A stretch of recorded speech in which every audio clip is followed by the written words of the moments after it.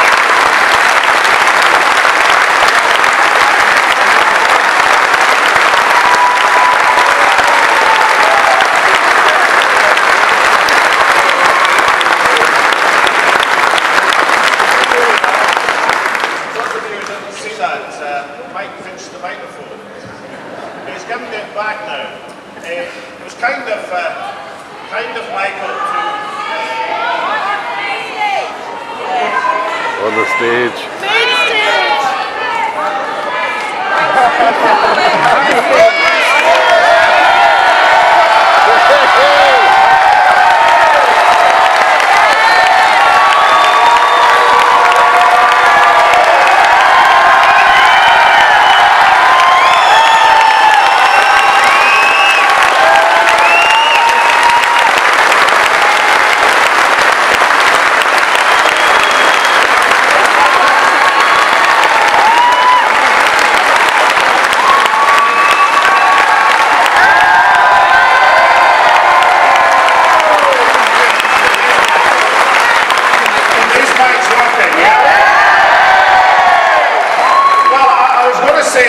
Michael pinched the microphone.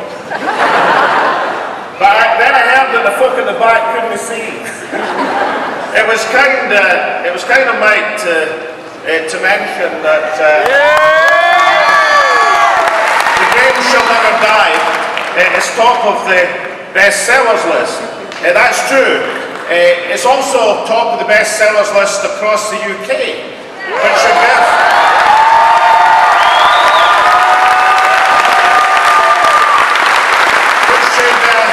give our friends in the Metropolitan Press something to explain, I suspect.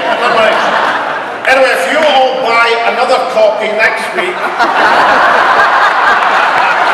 it can be top of the bestsellers list next Sunday as well. Ladies and gentlemen, the book is in 3 parts. That's a beginning, middle and an end. But I'm going to start with a reading from the very end of the book, day 100, the day after the referendum declaration, a day which I'm sure that all of us in this hall remember full well. And this is what I wrote about that Friday. And this is set just after I made my resignation speech as First Minister. I add the final sentence of my resignation speech only at the last minute. The version handed out to the press doesn't have the line, "For me as leader, my time is nearly over, but for Scotland, the campaign continues and the dream shall never die."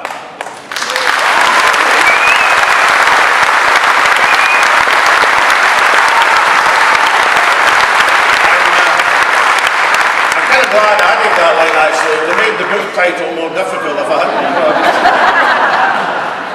I take questions and I thank everyone for being there. And calm, I always am in situations like that. That's the advantage of writing your own book. You can always write yourself up, you know.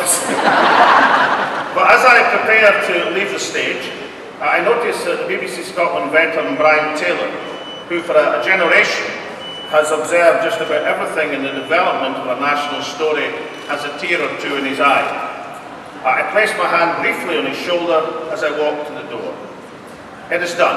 Moira, Elaine Kay, Fergus Much and I set off homewards to Aberdeenshire. When we get to Prestonfield House, Johnny has revved up the copter. Now this, ladies and gentlemen, is Johnny Hydro. And he's called Johnny Hydro not because he works for the Hydroelectric Board, but because he has a hydroelectric plant in his croft north of Inverness. So I call him Johnny Hydro. Johnny has revved up the helicopter. The entire private office staff and the events team from the civil service have lined the entrance to say goodbye. It's a nice touch. I warn them that I have checked the civil service manual and there's no overtime whatsoever for this situation, even on a Friday evening. As we move to leave, I notice a photographer hiding in the bushes. I beckon her out and pose for a photo with Johnny beside his helicopter. On the way north, I post a picture of Moira and me with our headsets on onto the parody site Angry Salmon #SexySocialism.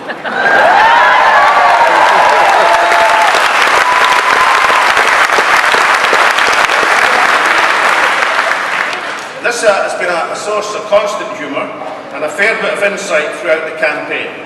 I judge it's time to receive some official recognition. Angry has tweeted, "For the record, I never lost. I simply repositioned the location of victory."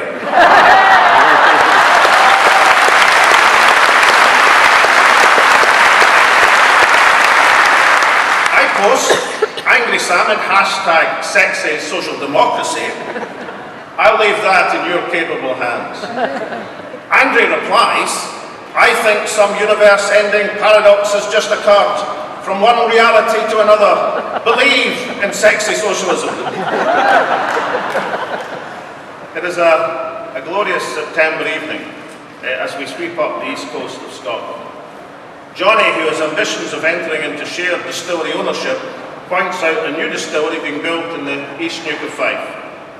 As we pass over the yes city of Dundee,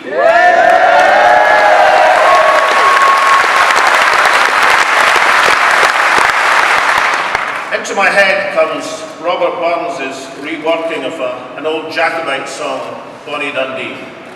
Then I wad to the hills to the lee to the rocks, ere I own a usurper, I'll couch with a fox.